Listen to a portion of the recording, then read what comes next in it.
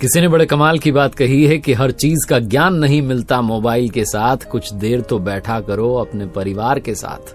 बड़ी छोटी सी कहानी दोस्तों आपको सुनाता हूँ। ये कहानी अंजलि मैम की, जो प्राइमरी स्कूल में इंग्लिश की टीचर थी। और एक दिन वो अपनी क्लास में थी और उन्होंने क्लास में सारे स्टूडेंट्स को एक सरप्राइज टेस्ट दिया। उन्होंने कहा कि आपको एक टॉपिक पर जो है ऐसे लिखना है, कुछ लाइन्स लिखनी है, और टॉपिक था माई विश, मेरी ख्वाहिश, कि मैं क्या चाहता हूं। तो सारे बच्चों ने अपना अपना जवाब जो था आंसर शीट में लिख दिया। मैम को कॉपीज सबमिट कर दी।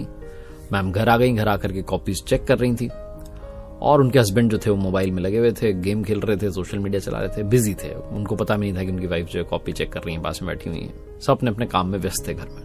दादाजी अपने मोबाइल में लगे हुए हैं, दादी जी अपना फोन चला रही हैं, सब अपने अपने मोबाइल में बिजी, अपने अपने जो है दुनिया में मगन थे। जब कॉपी चेक कर रही थी अंजलि मैम, तो एक कॉपी में जवाब पढ़ते पढ़ते उनकी आंखों में आंसू आ गए और आंसू टप टप गिरने लगे।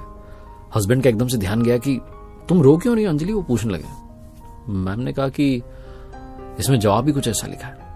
तो हस्बैंड ने पूछा ऐसा क्या लिखा है कि तुम्हें रोना आ रहा है, और क्या टॉपिक था जिस पर इतना तुम परेशान हो गई हो? कोई इमोशनल बात थी?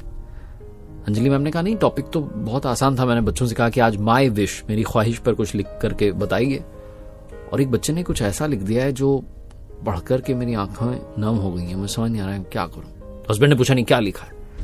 तो कहती है बच्चे ने लिखा है कि मैं चाहता हूं, मेरी ख्वाहिश है कि मोबाइल चला जाए, दूर चला जाए, हमारे घर से दूर चला जाए। मेरे दादू मोबाइल चला रहे होते हैं, घर जाता हूं दादी मोबाइल चला रही होती है, स्कूल से जाता हूं सोचता हूं खेलूंगा, बात करूंगा, कोई बात ही नहीं करता। बुआ मोबाइल चला रही है, चाचू चाची सब मोबाइल चला रहे हैं, पापा स्कूल से आते हैं अपना काम निपटा करके तो वो भी मोबाइल चला रहे होते हैं, स्कूल की जॉब खत्म करने के बाद में सब मोबाइल चला रहे हैं। मम्मा स्कूल से आती हैं पढ़ा करके, वो भी जो है मोबाइल चला रही होती है, मुझसे कोई बात ही नहीं करता। और फिर नीचे बच्चे ने लिखा कि अगर आपको जादू आता हो तो मुझे जादू सिखा दो, क्योंकि अगर मोबाइल दूर नहीं जा सकता तो मैं वो मोबाइल बनना चाहता हूं। मैं वो मोबाइल बनना चाहता हूं जो अपने दादू के पास रहे।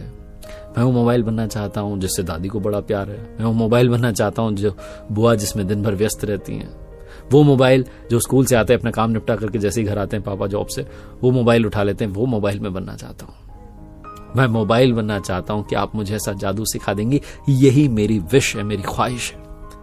और ये बोलते बोलते मैम और जोर से रो रही थी। तो हस्बैंड ने पूछा कि कैसा बच्चा है बेचारा, उसके घर वाले उसको टाइम नहीं देते। वो तो उन्होंने पूछा क्या नाम है बच्चे का?